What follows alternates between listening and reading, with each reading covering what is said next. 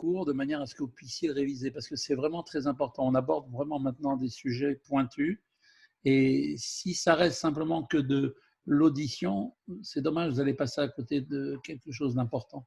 C'est important de réviser ensuite, de revoir tout ce qu'on a dit. Alors, on est aujourd'hui, donc, bien sûr, on est le 11 Tishri. Je reviens un petit peu en arrière pour reprendre certaines explications du Admour Hazaken. Donc, on est dans l'épître 20, la 20e épître du Tanya, qui représente la dernière partie donc, de la troisième, en fait, de la troisième partie du chapitre, du troisième chapitre du Tanya. Et donc, on est à la 20e épître. Donc, le Admour Hazaken nous avait expliqué qu'il y a donc, dans le cadre de la création du monde, tel que Dieu l'a voulu, donc deux forces qui agissent en même temps. Il y a la lumière infinie qui traverse à partir, donc, bien sûr, donc, des sphirotes. Les sphirotes représentant l'émanation de Dieu à travers tous les mondes. L'ensemble des mondes est donc construit de cette manière-là. Il y a 10 sphirotes qui elles-mêmes représentent la partie divine de chaque monde et qui ont cette capacité de pouvoir créer donc tous les mondes et les êtres qui sont en fonction de chaque monde. Bien sûr, il y aura une émanation beaucoup plus forte que dans les mondes inférieurs. Par exemple, dans Hatzilut, il y aura une création donc de créatures qui seront à un niveau très très proche de Dieu, puisque Hatzilut vient du mot Etzel qui veut dire à côté. Et donc l'émanation là-bas, puisqu'on parle d'émanation, c'est une dimension où effectivement les créatures seront très proches. Et donc de ce fait, puisqu'elles sont proches, elles sont complètement, donc effectivement, donc si on peut dire, elles-mêmes donc fondues dans le divin. D'accord ? Donc c'est pour ça qu'on dit bien que sont présents les âmes des tzadikim qui sont là-bas. Les anges sont créés à cet endroit-là, les âmes des anges aussi. Mais on parle là-bas à ce stade-là de divinité. D'accord ? Donc ce qui veut dire que, pourquoi je dis ça, c'est pour bien mettre l'accent sur le fait qu'il y a une notion de divinité et il y a donc une notion des mondes. Donc, dans chaque monde, il y a la divinité qui correspond au monde. D'accord ? Alors, qu'est-ce que cela veut dire ? Eh bien, ça veut dire que dans cette forme de création que Dieu a mis dans l'ensemble de l'univers, de ce monde qu'il a créé, parle de ce monde, bien sûr, notre monde, l'univers, mais aussi tous les mondes supérieurs jusqu'au monde de Hatzilut, sont tous créés de la même manière. Donc, il y a, donc, je répète, donc, les sphirotes dans chaque monde, et chacune des sphiras va avoir donc une action, une manifestation qui va s'exprimer pour pouvoir donner en fait une manifestation divine à travers le monde dans lequel elle se trouve. Donc on va retrouver cette même séquence des 10 sphirotes dans les 4 mondes, et donc à chaque fois, les 10 sphirotes représentent la partie divine du monde dans lequel elles se trouvent.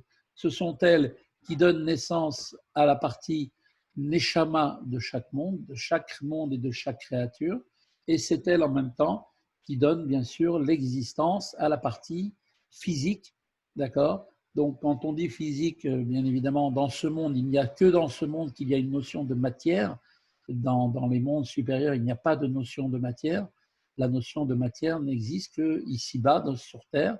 On parle de physique, ce qui veut dire en fait une dimension qui est limitée. Quand on parle d'une chose physique, on parle d'une chose qui est donc limitée, donc étant représentée comme ce qu'on appelle les kélim. Les kélim étant un kéli, de par définition, un ustensile, a forcément une limite de combien il peut contenir. D'accord ? Donc, on avait dit que maintenant, à travers cet enchaînement des mondes, donc la présence de Dieu, donc comment Dieu veut vivifier l'ensemble de toute la création, eh bien, il le fait par l'intermédiaire de deux forces. Il y a d'une part la force qu'on appelle la force immanente, donc la lumière infinie qui passe par l'intermédiaire de ce qu'on appelle le cave étant la lumière donc, qui s'est introduite à l'intérieur de l'espace dans lequel se trouve l'enchaînement des mondes. Donc cette lumière-là va donc en descendant s'adapter, en rétrécissant et en contractant cette lumière pour qu'elle puisse s'adapter à chaque monde et donc à chaque créature qui va être donc de moins en moins donc irradiée, puisque la lumière sera plus forte forcément dans les mondes supérieurs que dans les mondes inférieurs. Mais tout cela passe d'un système, comme on a dit, d'intérieur, à l'image, je vais donner la moelle épinière, d'accord? Donc, la moelle épinière donne la vie à l'ensemble des membres du corps. Et donc, bien sûr, là aussi, les sphirotes vont donner naissance et la vie à tous les mondes et à toutes les créatures de chaque monde. Donc, c'est un principe de lumière qui vient de ce qu'on appelle un système de cause à effet. D'accord? Il y a une cause première qui va donner ensuite existence à un autre qui va donc être quelque chose qu'on appelle un effet. D'accord?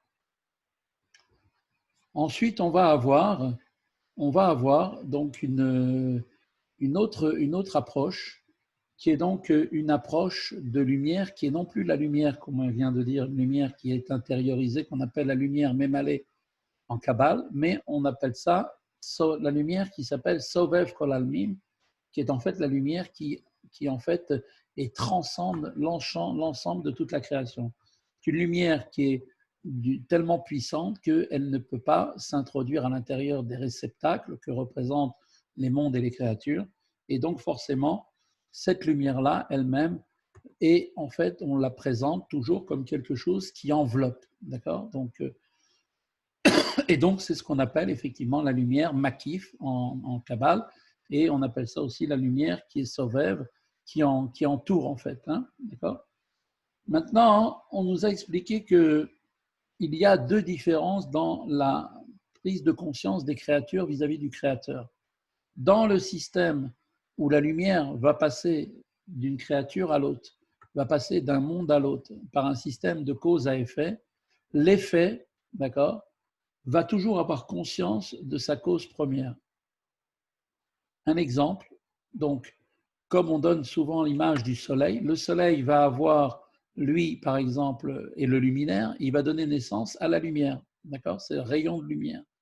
Le rayon de lumière, quand il est dans sa source, il sait très bien qu'il n'existe pas. Il n'y a pas de rayon de lumière au niveau du soleil lui-même.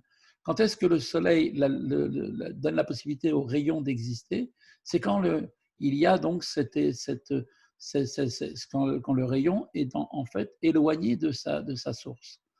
Et là, malgré qu'il est éloigné, le rayon du soleil reste toujours attaché avec sa source. Et il a conscience de sa source première. Donc, ce qui veut dire que pour ce système donc d'illumination tel que Dieu l'a voulu par ce système de cause à effet, eh bien, il y a une soumission totale de l'effet par rapport à sa cause première. D'accord? Donc là, dans cette situation-là, on n'obtient pas, puisque ici on est dans un système qui fait référence à ce qui s'appelle donc la spiritualité, du spirituel, même si on va le condenser et mettre encore plus comme une lumière, même si on va mettre un voile, deux voiles, 10 voiles, à la finale, on aura toujours de la lumière qui sera peut-être plus faible, mais quand même, ça restera de la lumière. On ne pourra pas passer à l'étape qui est, à partir de la lumière, de faire ce qui s'appelle de la matière telle que nous la connaissons, qui est une matière palpable. Pour pouvoir réaliser ce passage de la spiritualité à la matière, Dieu a utilisé donc la deuxième lumière, qui est en fait cette lumière qu'on appelle la lumière qui elle-même entoure les mondes, qui est une lumière qui vient de l'infini divin et qui elle-même est descendue et s'est matérialisée directement dans ce monde. Et c'est ce qu'on a appelé la création ex nihilo. Donc la matière a été créée à partir du néant. Ce qui veut dire que maintenant, il y a une grande différence avec la présence de Dieu dans la manière précédemment expliquée, qui est la cause à effet, c'est que dans ce système de ex nihilo, les créatures n'ont pas conscience de leur créateur. D'accord? C'est pour ça qu'on est dans un monde matériel, on sent qu'on existe, on a un sentiment d'égocentrisme, de dire voilà, je suis existant, mais autour de moi, je ne sens pas du tout que Dieu est là. Dieu, même si effectivement, j'y crois, j'ai la foi en Dieu, mais voir Dieu, ça reste quelque chose qui n'est pas dans la dimension de mes possibilités. Donc, comment est-ce que je peux accéder à cette dimension de prendre conscience devant Dieu, eh bien, c'est quelque chose qui se fait uniquement par la soumission. Mais pour être soumis, il est nécessaire d'avoir conscience de la source de laquelle nous venons. Et c'est pour cette raison que n'ayant pas conscience de la source qui nous a créés matériellement, cette matière, on la voit comme une matière à part entière et on ne voit pas de spiritualité quand on la regarde comme ça à première vue, eh bien en fait, c'est parce qu'elle est tellement non consciente de la présence de Dieu qu'elle a l'impression qu'elle existe à part entière et que Dieu est ce qu'on appelle le néant. Donc c'est pour ça qu'on dit une création ex nihilo, l'existant à partir du néant. Maintenant, pour continuer dans notre explication, on va revenir maintenant dans le texte, après ce petit préambule.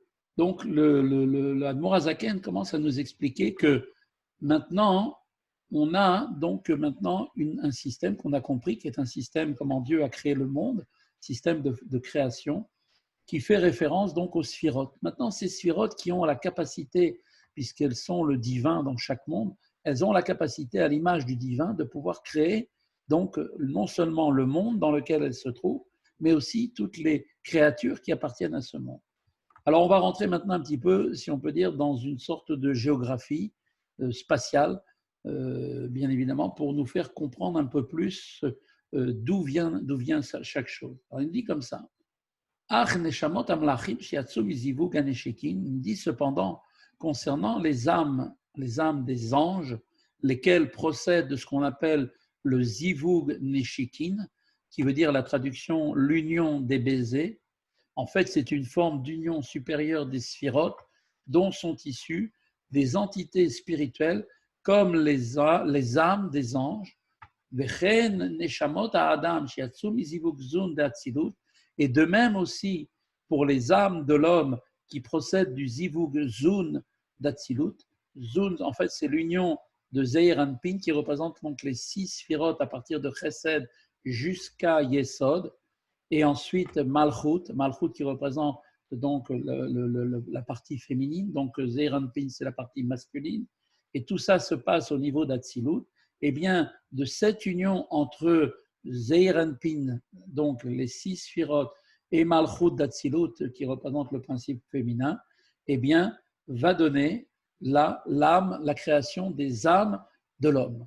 Cette forme d'union est définie comme un zivug gufni, on appelle cela dans la Kabbale une union physique. Par rapport, ce n'est pas physique puisqu'il n'y a pas de corps, bien évidemment, on est dans une dimension de spiritualité, mais on parle, si vous voulez, bon, la Torah emploie un langage humain que nous comprenons, on parle là-bas d'une union physique parce qu'on veut faire la différence par rapport à l'autre forme d'union qui existe au niveau d'Atsilut, qui est ce qu'on appelle le zivug neshikin, qui est en fait, comme on avait dit tout à l'heure, l'union en fait par les baisers, c'est-à-dire par les embrassades. De cette forme d'union dérive donc de la deuxième, donc qui est en fait de l'union de Zeir Anpin et de Malchut Atsilut.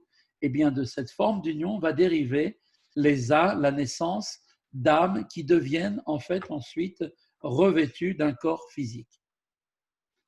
Donc voilà, on voit bien que dans Atsilut, dans le monde de Atsilut, c'est à cet endroit-là qu'a lieu la naissance à un plus haut niveau d'existence des âmes juives et en même temps des âmes des anges qui se trouvent chacun créés à partir de deux relations donc de masculin et féminin, d'une union d'un masculin et féminin. Au niveau des âmes des anges, c'est la partie de Chochma et Bina, donc l'union de Chochma étant le père, Bina étant la mère, et bien de leur union spirituelle au niveau des sphirotes, et bien qui est en fait une union par des baisers, et bien il y aura naissance des âmes des anges. Alors que quand on parle maintenant de la création, de la naissance des âmes juives, on nous parle de l'union qui est une union entre Zeir Anpin, qui représente donc l'aspect masculin, et Malchut d'Atsilut, donc qui représente la partie féminine. Kodem sheyardu lebriya yetzira asiya einam bechlal yesh vedavar nifrad bitzve atzmo.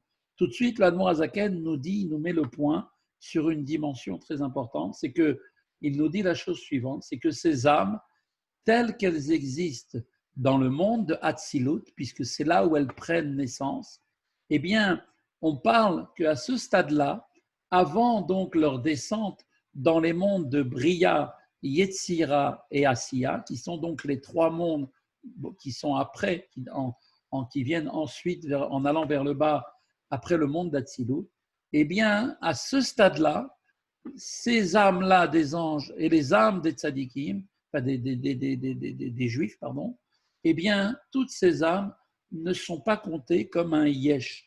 Un yesh, c'est-à-dire comme une existence, comme on peut l'entendre, une notion d'existence, d'une certaine forme de substance. Il n'y a aucune substance, aucune matière quelle qu'elle soit. On parle là-bas de degré de spiritualité totale. On est dans une dimension où le monde entier est comparé à du divin. Il y a une forme d'existence, mais cette forme d'existence, nous dit-on, n'est pas du tout considérée comme étant quelque chose de séparé distinctement, puisqu'à partir du moment où il y a un yesh, yesh, rappelez-vous, ça veut dire une chose créée, eh bien, dès qu'il y a un yesh, il y a séparation. À ce stade-là, les âmes des juifs ainsi que les âmes des anges sont dans une dimension où ils ne sont pas considérés comme un yesh. Ils existent pourtant en tant que créatures, mais d'une manière où ils sont complètement unis avec la dimension du divin qui les fait exister à ce stade-là dans le monde d'Atsilut.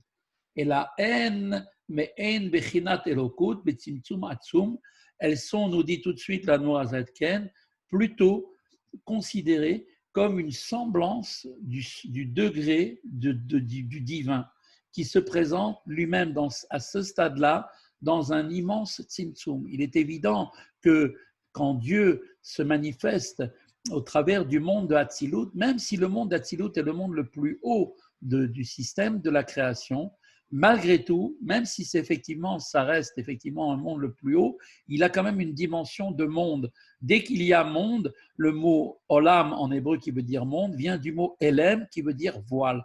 Donc dès qu'il y a un monde, même si on est dans le monde de l'émanation, qui est le monde le plus haut, qui est le monde d'Hatzilut, il y a à ce stade-là une dimension de monde, donc forcément d'une certaine contraction, puisque Dieu doit s'adapter, si on peut dire, adapter sa lumière infinie, divine, pour qu'elle puisse venir s'intégrer dans un monde qui est donc de par définition fini. Même si c'est un monde aussi haut qu'Hatzilut, qui est un monde de l'émanation, malgré tout, ça reste quand même un monde.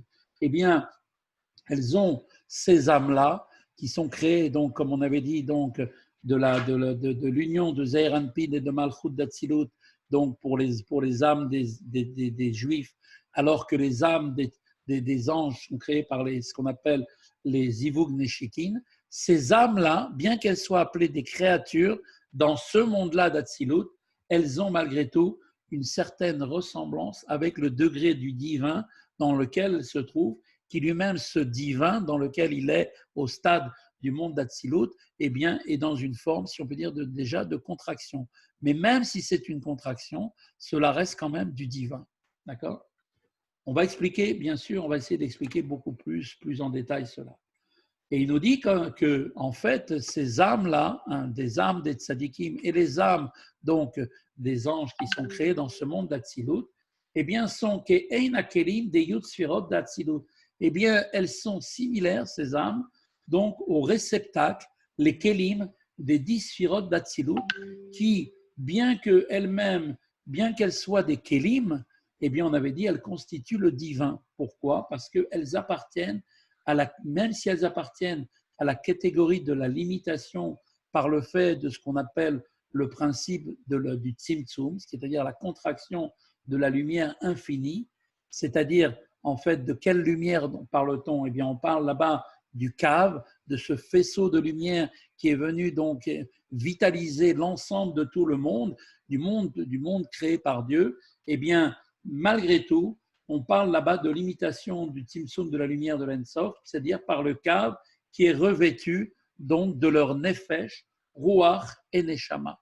Donc, on voit qu'effectivement, l'émanation maintenant, qui est en fait l'émanation restreinte du cave, de cette lumière qui parvient jusqu'au kélim, c'est-à-dire au réceptacle des sphirotes, et lui-même dépourvu de l'illumination infinie et illimitée du cave quand il est au niveau de son essence, puisque le cave étant en fait une colonne de lumière, et au sommet de cette colonne de lumière, il est relié avec la lumière infinie, et bien que le cave lui-même, dans son essence, est lié avec l'infini, et bien quand il commence à rentrer à l'intérieur de ce monde, qui est en fait un monde limité, et bien lui-même subit cette puissante contraction et permet l'existence à des kélim dans le monde d'Atsilut, que sont les kélim des sphirotes, et bien d'être dans un mode, si on peut dire, dans un mode de limitation, de finitude, bien que leur union devant les lumières qui sont à l'intérieur de ces kélim, puisque dans chaque kélim, il y a, n'oubliez pas, les lumières à l'image de la neshama qui se trouve dans un corps qui est lui-même donc extérieur. Donc, de la même façon, les sphirotes ont, si on peut dire, une certaine forme d'un corps et une certaine notion de neshama qui est leur lumière, qui est à l'intérieur. Et bien, cette lumière qui procède, qui vient en fait, c'est le cave, c'est cette lumière du cave qui s'intériorise à travers chaque sphira. Et bien, malgré tout, même si effectivement il y a là-bas ce qui s'appelle la notion de kélim, les kélim là-bas, on leur confère en fait un caractère de divin, comme il est dit précédemment, Dieu et ses réceptacles fait un, Dieu et ses lumières fait un. On parle de quelle dimension, à quel niveau, dans quel monde? Dans le monde de Hatzilut, qui est le monde du divin, qui représente le monde de l'émanation, le monde le plus haut dans la formation de toute la création de Dieu. Et donc, il nous dit tout de suite, l'Admour Azaken, que de la même manière que les Kélim, qui sont en fait les réceptacles des sphirotes dans le monde d'Atsilut, sont complètement, elles-mêmes, complètement liées avec la divinité, puisqu'elles-mêmes on leur confère un caractère de divin, puisque dans le monde d'Atsilut, il n'y a pas une notion d'existence, c'est-à-dire quelque chose de séparé du divin, elles sont complètement fondues dans le divin. Eh bien, il en va de même, de manière similaire, pour les âmes telles qu'elles existent encore dans ce monde de Hatzilut. À ce stade, on parle d'âmes, des âmes des tzadikim, des juifs, sont des tzadikim, et on parle bien sûr aussi des âmes des anges, mais on ne parle pas bien sûr de notion de matérialiser quelque chose, on parle de notions complètement fondues dans la divinité, à l'image même des réceptacles des sphirotes qui elles-mêmes sont complètement, même si elles sont des réceptacles, ne sont pas une existence séparée du divin, mais complètement unies avec le divin. Cependant, concernant la contraction du cave lui-même, le cave, rappelez-vous, c'est cette lumière, c'est ce faisceau de lumière qui procède de l'infini au niveau de sa source, au niveau du sommet, et qui va descendre à l'intérieur de toute cette chaîne de sphirotes qui va descendre de monde en monde. Eh bien, le cave lui-même, concernant, si vous voulez, la contraction du cave qui va ensuite être revêtu d'équilibre, puisqu'il va prendre, selon le kéli, la capacité de chaque kéli, il va donc s'adapter. Eh bien, Rabbi Shneur Zalman va expliquer que le mode de Tzimtzum ne consiste pas au niveau du cave uniquement en une dimension de la lumière, mais aussi plutôt Kemo Tzimtzum Arishon, Liyot Halal, mais plutôt comme le premier Tzimtzum originel, opéré dans la lumière infinie qui va former un vide. Et donc, c'est en fait un espace pour donner l'existence des mondes créés. Je vais juste faire une petite pause pour vous expliquer cette dimension. Donc, la Kabbale nous explique, surtout dans les écrits du Harizal, qu'avant la création du monde, comme on l'avait expliqué, Dieu avait la lumière de Dieu, la lumière infinie de Dieu était partout. Elle emplissait l'espace. Il n'y avait pas un endroit vide de la lumière infinie de Dieu.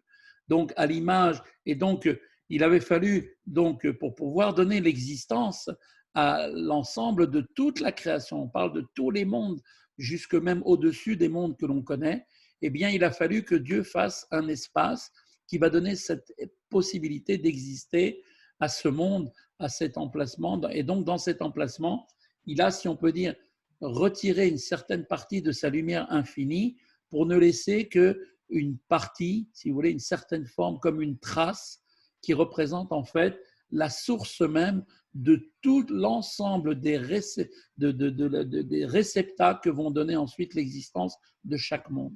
Donc, ce qui veut dire qu'aujourd'hui, l'ensemble des mondes tel que nous pouvons le voir à travers l'univers que nous ne connaissons même pas, et même au-delà de l'univers, puisque l'ensemble de la création est donc en fait, est en fait une création qui a été positionnée dans cette place que Dieu a mis en retirant, si on peut dire, sa lumière infinie, et il a gardé à cet emplacement une sorte de trace, qui, cette trace de la lumière infinie, est la source de toutes les réceptacles, de toute la création, même des mondes et de toutes les créatures. Ensuite, Dieu a fait réintégrer dans cet emplacement une lumière qui est en fait ce qu'on appelle le faisceau du cave, donc cette colonne de lumière qui elle-même prend sa source dans la lumière infinie et qui va commencer à s'introduire à l'intérieur de ce cas, de cet espace, pour venir vivifier l'ensemble de toute la création des mondes et des créatures qui vont s'y trouver, chacun recevant l'intensité de lumière qu'il est capable de supporter. D'accord ? Plus on sera haut dans les mondes, plus la lumière sera intense, plus on va descendre et moins la lumière sera importante. Alors, pour vous donner un peu une image, ça reste qu'une image, bien évidemment, puisqu'il n'y a rien de matériel là-haut, on ne parle pas de choses matérielles. Je vous avais donné un exemple la dernière fois, on avait donné un exemple, c'est que pour que la goutte d'eau soit visible quand elle est au sein de la mer, vous vous rappelez, on avait dit que c'est comme si on avait fait un trou en plein dans la mer et que toute l'eau s'était écartée pour donner la possibilité à la mer de continuer d'exister. D'accord ? Pardon, à la goutte d'eau d'exister. Donc imaginez maintenant, c'est comme s'il y avait un trou au milieu de la mer, d'accord, qui est partout, tout autour, et dans cet endroit-là du trou, il y a juste une petite goutte qui est là, qui existe. D'accord ? C'est la seule manière d'exister pour cette goutte. Eh bien, c'est pareil. Pour revenir à l'image de l'ensemble de la création, la lumière infinie de Dieu était partout. Il a fallu que Dieu, si on peut dire, retire une partie de cette lumière-là pour donner la possibilité d'un emplacement. À cet emplacement a été créé tout l'ensemble de la création entière. Et donc, dans cet emplacement, Dieu a réintroduit une certaine colonne de lumière, à l'image comme s'il y avait un faisceau d'eau qui venait et qui rentre à l'intérieur, pour reprendre la même image, on peut dire donner la vie, l'existence à toutes les créatures et tous les mondes qui vont être créés à partir de cet espace. Voilà, j'espère que c'est assez clair.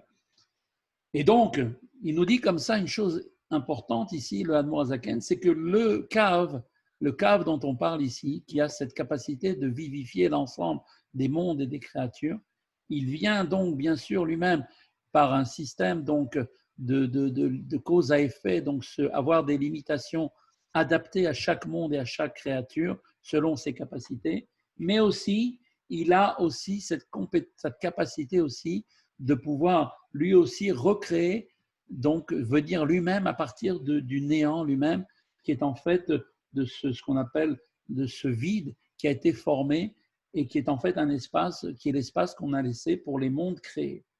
Donc à la différence des Tzimtzumim que le cave subit, qui sont en fait ce qu'on appelle des contractions qui sont les unes au-dessus des autres, d'accord ? Le premier Tzimtzum au départ se définit non pas simplement par une diminution de la lumière, mais par un retrait, d'accord, de celle-ci.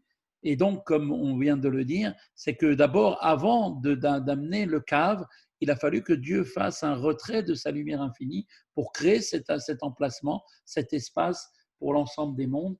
Et ensuite, après, il a introduit dans cet espace le cave avec, bien sûr, ce principe de gradation, de descente de lumière de moins en moins fort pour s'adapter à chacun des mondes et à chacune des créatures. Et il nous dit comme ça que le Tzimtzum du cave, de la lumière du cave qui se revêt à l'intérieur maintenant des sphirotes, donc les sphirotes sont l'endroit, si on peut dire, l'endroit où se trouve le cave, à l'image de la moelle épinière, comme on avait expliqué, qui elle-même est l'endroit qui va vivifier l'ensemble du corps. Toute la création est comme un seul corps, et il y a de la même façon qu'il y a un cerveau, il y a une tête avec un cerveau, qui ce cerveau est en fait au sommet, va donner ensuite la possibilité de donner la vie à l'ensemble des membres du corps par l'intermédiaire de la moelle épinière. Eh bien, c'est exactement la même chose. Il y a cette dimension de cerveau qui est au sommet du cave, d'accord, qui lui-même est relié avec la dimension du cerveau et qui ensuite va descendre à l'intérieur des sphirotes qui sont comme cette colonne vertébrale dans laquelle se trouve à l'intérieur la moelle qui va donner la vie à l'ensemble de tous les mondes et des créatures. Eh bien, Il nous dit que cela se fait par un tzimtzum. Le cas va donc se contracter, se limiter de plus en plus dans sa lumière, qui va se revêtre à l'intérieur des sphirotes, chacun en fonction des mondes, dans leur nefesh, ruach et neshama, qui se présentent sur un mode similaire au tzimtzum originel, qui est en fait à l'image la première contraction où il y a eu une notion de retrait de la lumière infinie de Dieu. Tout ce qu'on vient de dire concerne bien sûr les âmes en Atzilut avant leur descente dans un corps physique, mais elles participent, comme on a dit, à ce stade-là, elles participent alors encore du divin. Même si ce sont des créatures, elles participent à la dimension divine et ne constituent pas une entité distincte et séparée. Maintenant, le Admor Hazaken va nous expliquer comment les âmes des premiers tzadikim n'ont pas été altérées par leur descente et qu'elles sont demeurées en fait dans leur nature et dans leur essence première. On verra ça demain si Dieu veut, parce que bon, je pense que là on a pas mal abordé pas mal de choses. Je pense que ça ne sert à rien d'aller trop vite. C'est des dimensions qui sont vraiment essentielles. Je pense qu'avec l'aide de Dieu, demain on verra la suite. Voilà. Je vous souhaite à tous une bonne journée et je vous mettrai donc la vidéo pour que vous puissiez faire la révision. Ok. Voilà. Déjà, vous êtes encore en train d'enregistrer. Ah oui, tu as raison. Alors, attends.